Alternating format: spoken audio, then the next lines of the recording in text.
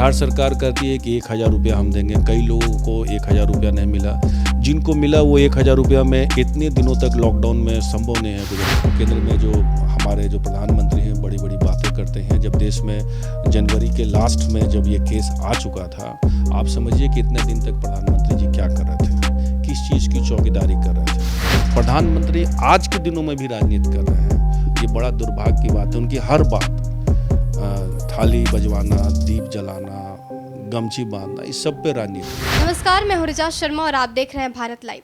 इस लॉकडाउन में कहीं ना कहीं लोगों की परेशानी तो बढ़ गई है, खासकर उन मजदूरों की और उन बच्चों की जो कोटा किसी खास मकसद से पढ़ाई के लिए गए थे, लेकिन आज वो परेशान इस कदर हैं कि उन्हें एक टाइम का ही खाना मिल पा रहा है और रहने का भी व्यवस्था नहीं है। बहरहाल दूसरे राज्यों की सरकार तो इस पर काम कर रही है, लेकिन बिहार सरकार कहीं ना कहीं चुप्पी साधे बैठी है। इन तमाम मुद्दों पर बात करने के लिए इस वक्त हमारे साथ आरजेडी विधायक राहुल तिवारी जी मौजूद है। सर, बहुत बहुत स्वागत है। शुक्रिया। सर, जिस तरह से गुजरात सरकार की बात करें या उत्तर प्रदेश सरकार की बात करें तो 250 बसेस जाते हैं वहाँ के बच्चों को लाने के लिए, लेकिन नीतीश सरकार क्यों इस पर चुप है, क्यों नहीं काम कर रही है? असल में नीतीश जी का शुरू से स्टैंड रहा था इस मामले में। आप याद कीजिए कि जितने बिहारी मजदूर स्टार्टिंग में लौट के आ रहे थे तो उन्होंने बड़ा इसमें सख्त विरोध किया था कि मैं घुसने नहीं दूंगा उनको।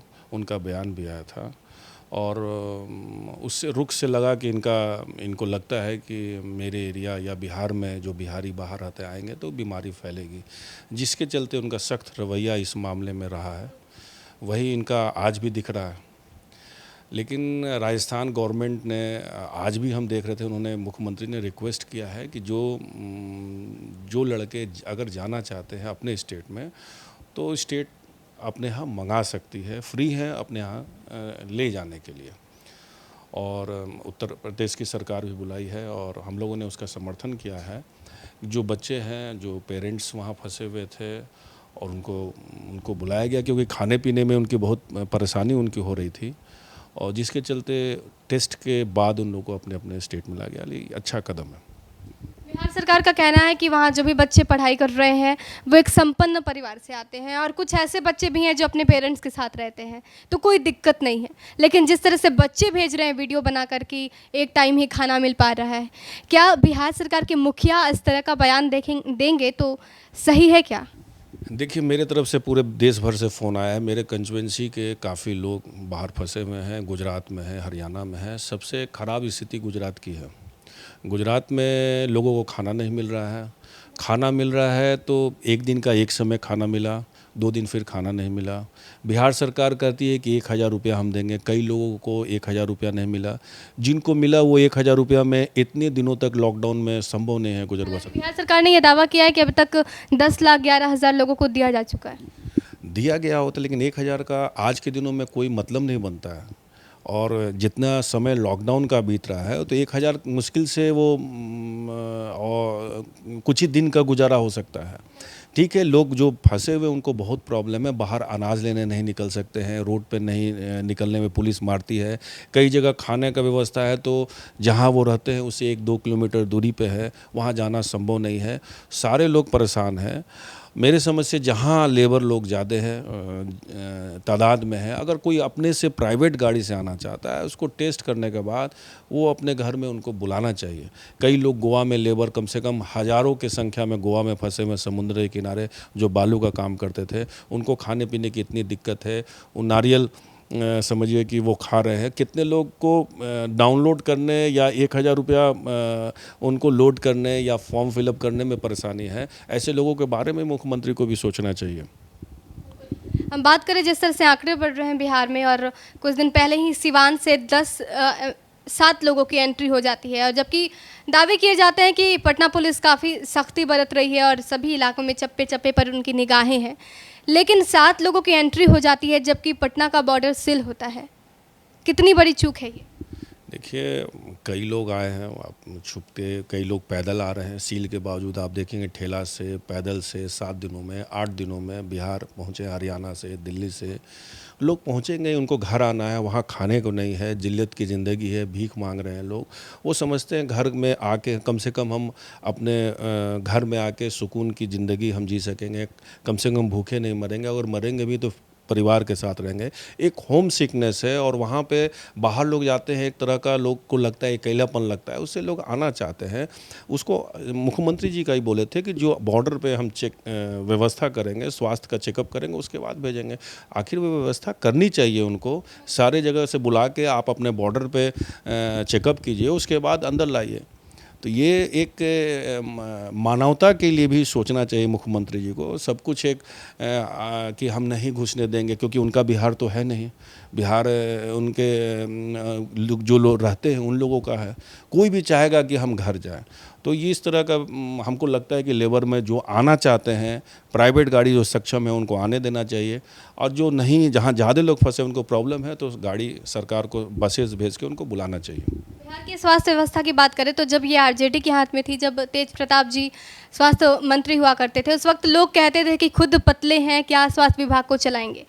आज हालत ये है कि मंगल पांडे जी कुछ और बताते हैं, कुछ और डेटा पेश करते हैं, और स्वास्थ्य विभाग के सचिव संजय कुमार जी कुछ और बताते हैं। इतनी बड़ी गलतफहमी हो जाती है दोनों के अंदर, जबकि दोनों स्वास्थ्य विभाग को संचालित कर रहे हैं। तो आंकड़ों के साथ खिलवाड़ क्यों हो रहा है? ये तो अगर इस तरह का अगर दोनों डाटा अलग दे रहे हैं तो आप समझ सकते हैं कि कितना ये शर्मनाक बात है, मंत्री के लिए भी और विभाग के लिए भी। और ये ज़रूर है कि विभाग में जो मंत्री हैं और सर्वे सर्वा होते हैं, लेकिन इन लोग का तालमेल नहीं है। इसका मतलब मंत्री कुछ कहते हैं, सचिव कुछ कहते हैं, तो ये तो बहुत परेशानी है। जब डाटा देने में ही परेशानी है तो स्वास्थ्य विभाग की आप बारे में सोच सकती हैं कि क्या हालत है। पूरे बिहार में प्राथमिक स्वास्थ्य केंद्र है, हॉस्पिटल है, कहीं कोई दूसरे तरह का कोई भी इलाज आज के दिनों में नहीं हो रहा है बिहार सरकार में। और क्वारंटीन जो लोग हो रहे हैं पंचायत भवन में, स्कूल भवन में, जहाँ ना कोई व्यवस्था है, कितने लोग भाग गए वहाँ से। और इस तरह की व्यवस्था से बिहार सरकार स्वास्थ्य व्यवस्था यहाँ की है। टेस्टिंग की बात अगर की जाए तो पहले अभी फ़िलहाल हमारे पास कुछ टेस्ट किट मौजूद है, क्योंकि बिल गेट्स के द्वारा भी दिया गया और केंद्र सरकार ने भी थोड़ी बहुत मदद की है। लेकिन इसके पहले हमारे पास टेस्ट किट उपलब्ध नहीं था। उस दौरान बहुत सारे टेस्ट नहीं हुए। जिस हिसाब से अब आंकड़े बढ़ रहे हैं, क्या ये नहीं लगता है कि टेस्ट की कमी के कारण बहुत लोग छूट गए हैं जो कोरोना पॉजिटिव हो सकते थे? बिल्कुल सही बात है। शुरू से WHO और दूसरे देश, विकसित देश है, उनका इस बीमारी से लड़ने का एक रास्ता था, टेस्ट। और जितना ज़्यादा टेस्ट करेंगे उतना ज़्यादा आपको पता चलेगा। जो मरीज़ घर में छिपे हुए हैं, अगर वो बीमारी लेके घर में हैं और उनको पता नहीं है कि हमको इस बीमारी से हम ग्रसित हैं, तो वो अपने परिवार, पूरे फैमिली, पड़ोसी को भी ग्रसित करते हैं। तो ये तो केंद्र सरकार एकदम इस मामले में एकदम फेलियर है। केंद्र में जो हमारे जो प्रधानमंत्री हैं बड़ी बड़ी बातें करते हैं। जब देश में जनवरी के लास्ट में जब ये केस आ चुका था, आप समझिए कि इतने दिन तक प्रधानमंत्री जी क्या कर रहे थे, किस चीज़ की चौकीदारी कर रहे थे। उन्होंने कहा था कि हम देश के चौकीदार रहेंगे, तो ऐसी कैसी चौकीदारी कि उनके रहते हुए विदेश से सारा जो डिजीज़ है या वायरस है हमारे देश में घुस गया। तो ये केंद्र सरकार की नाकामी है। आज के दिनों में भी किट इनके पास नहीं है। तो हमारा देश की ये हालत है कि इस युग में हम लोग अपना एक किट तैयार नहीं कर पा रहे हैं इस देश में। बहुत शर्म की बात है। बिल्कुल। और अगर टेस्ट किट की बात करें तो हमारे पास टेस्ट किट केंद्र सरकार के द्वारा मुहैया नहीं कराया जा सकता है। और कई बार नीतीश कुमार ने गुहार भी लगाई है, गिड़गिड़ाए हैं वो केंद्र सरकार के पास, जबकि वो सत्ता में दोनों पार्टी है, दोनों का ऐलान है, उसके बावजूद गिड़गिड़ाना पड़ता है। लेकिन केंद्र सरकार बिहार की तरफ ध्यान नहीं देती है। आखिर इतना सौतेला व्यवहार क्यों कर रही है केंद्र सरकार? सरकार के पास कुछ है नहीं। केंद्र सरकार की स्थिति आप देख रही हैं, ख़राब है। बैंक की स्थिति आप देख रही हैं, अर्थव्यवस्था देश की चौपट है।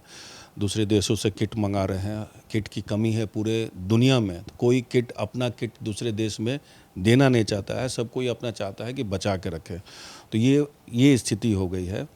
मेरे समझ से किट को जितना ज़्यादा टेस्ट करेंगे उतना फ़ायदा होगा। आप अमेरिका देखिए, 20 लाख लोगों को टेस्ट कर चुका है। यूरोप में लगभग 20 लाख 22 लाख लोग डिटेक्ट कर चुके हैं। लेकिन भारत में क्या है कि अजीब स्थिति हो गई है। एक अगर बीमारी या किसी को वायरस पकड़ाता है, उसको एक आपराधिक दृष्टिकोण से देखा जा रहा है। इससे क्या दिक्कत हो रही है कि लोग अपना रोग को छिपा रहे हैं, क्योंकि जो ठीक होकर वापस भी लौट रहे हैं उनके साथ सौतेला व्यवहार किया जा रहा है। उन जहाँ रहते हैं पड़ोसी के द्वारा सौतेला व्यवहार किया है। 2-3-4 लोग सुसाइड कर चुके हैं इस व्यवहार के चलते, और इतना तनाव देश में हो गया है मजरक के चलते, और हिंदू मुसलमान दिन भर मीडिया दिखा रहे हैं। इसका रिएक्शन इतना हुआ कि लोग चेक भी करने जा रहे हैं, उसके चलते तनाव हो रहा है, मारपीट हो रही है। तो भारत, पूरी दुनिया बीमारी से लड़ रही है, और हम लोग जो है यहाँ पे अपने जाति धर्म से आपस में लड़ रहे हैं, दिन भर दिखा रहे हैं। ये बहुत भारत के लिए बहुत शर्मनाक बात है। सर, बिहार का जब भी जिक्र होता है तो गमछा का जिक्र ज़रूर होता है, और जब से प्रधानमंत्री गमछा पकड़ के पहन के और जब संबोधन किए उसके बाद से गमछा पर राजनीति भी खूब हो रही है। प्रधानमंत्री जी का कहना है कि और मंगल पांडे जी का भी कहना है, यूँ कह लो तो बीजेपी का कहना है कि गमछा पहनिए, अगर मास्क नहीं है तो उसका यूज भी किया जा सकता है। कई लोग आरोप लगा रहे हैं कि बिहार में मास्क नहीं है, बिहार में सैनिटाइजर उपलब्ध नहीं है, इसलिए गमछा को लेकर इसको ढकने की कोशिश की जाए। बिल्कुल सही बात है। गमछा, मास्क नहीं होने कारण बचाव का एक उपाय है गमछा या कोई भी कपड़ा से ढके। ये सरकार को देना चाहिए था मास्क, लेकिन मास्क इन लोगों के पास नहीं है। एक मास्क की फैक्ट्री भी इन लोगों के पास नहीं है। एक मास्क की फैक्ट्री भी तैयार नहीं कर पाए इस देश में कि इन लोगों को सिलाई करना पड़ा है। बड़े बड़े लोग सिल के दे रहे हैं। ये ज़रूर है कि वायरस जो है, जो बीमार आदमी बगल में है या उसके साथ में रहते हैं तो होता है। इसके लिए एक सचेत रहने की ज़रूरत है। बहुत सारी कंट्री मास्क को बैन किए हुए है। बहुत सारी कंट्री मास्क को ज़रूरत को समझा है उसको पहनने के लिए। अब देश के आका ही वो गमछी बांध के आ रहे हैं और दिखा रहे हैं कि हम कितने गरीबों की बात कर रहे हैं। उनके कहने का ये मतलब है कि हम ज़मीनी बात किए हैं। गमछी जो है सब लोग ओढ़ते हैं, पहनते हैं, बांधते हैं। वो बात करेंगे तो मेरे तरफ आकर्षण होगा। प्रधानमंत्री आज के दिनों में भी राजनीति कर रहे हैं। ये बड़ा दुर्भाग्य की बात है। उनकी हर बात, थाली बजवाना, दीप जलाना, गमछी बांधना, इस सब पे राजनीति हुई है। आज नतीजा देखिए कि थाली गमछी के बाद हम लोग 14,000 15,000, उनको पता होना चाहिए कि थाली, दीपक, ये सब शुभ का संकेत होता है, खुशी में जलाया जाता है। पूरी दुनिया में लोग 1.5 लाख लोग मर गए हैं और मर रहे हैं, और भारत में लोग थाली बजा रहे हैं इस बीमारी के लिए। तो ये सब हमारे नेताओं में या लीडर्स में कमी है, जिसके कारण इस पे राजनीति हो रही है। इस आपदा की घड़ी में सबकी जिम्मेदारी काफ़ी बढ़ गई है। सभी लोग अपनी जिम्मेदारी भी निभा रहे हैं। सत्ता पक्ष हो या विपक्ष, सभी एकजुट हो चुके हैं। आपने अभी तक अपने विधानसभा क्षेत्र के लिए क्या कुछ किया है? मेरे विधानसभा क्षेत्र में कई लोग बहुत जगह फंसे हुए थे। महाराष्ट्र में, गोवा में, हरियाणा में, आंध्रा में, पूरे तमाम इलाका में। शुरुआत में जो फ़ोन आ रही थी तो 1-2 लोग को हम मदद नहीं कर पाए, क्योंकि समझ में नहीं आ रहा है किस तरह मदद किया जाए। लेकिन धीरे धीरे फिर हम प्रशासन से, थाने के माध्यम से, एनजीओ के माध्यम से, या मेरे संपर्की वहाँ उनके माध्यम से सूखा अनाज की व्यवस्था हम बहुत जगह कराए हैं। बहुत जगह हमको सपोर्ट मिला है गवर्नमेंट के द्वारा, प्रशासन, पुलिस के द्वारा, थाना के द्वारा। तो हम उन लोगों को सूखा अनाज दिलवाने का प्रयास किए हैं। बहुत जगह नहीं मिल पाया है तो उसमें चुके हैं। बहुत जगह लगा कि सही में वो हैंड टू माउथ है, उनको आर्थिक दृष्टिकोण से ही मदद किया गया है। इस तरह करके हम मदद लोगों को पहुंचाए हैं। और क्षेत्र में भी ध्यान रहता है, कोई इस तरह का कोई भूखा व्यक्ति जिनके पास खाना नहीं है, अगर उनको तकलीफ़ है तो हमको फ़ोन करें। तुरंत मेरे जो कार्यकर्ता है या प्रशासन के थ्रू, ब्लॉक के थ्रू हम अनाज मुहैया कराएंगे। हमसे जुड़ने के लिए बहुत बहुत धन्यवाद। जी, शुक्रिया। तो इस आपदा की घड़ी में सबको आगे आना होगा, क्योंकि ये सिर्फ हेल्थ इमरजेंसी नहीं है, ये एक इकोनॉमी इमरजेंसी भी है। तो अभी जिम्मेदारी सबकी बढ़ गई है। आप अपनी जिम्मेदारी निभाइए, लॉकडाउन का पालन कीजिए, घर में रहिए, स्वस्थ रहिए, सुरक्षित रहिए, और बाकी के अपडेट्स के लिए हमारे साथ बने रहिए। देखते रहिए भारत लाइव। नमस्कार।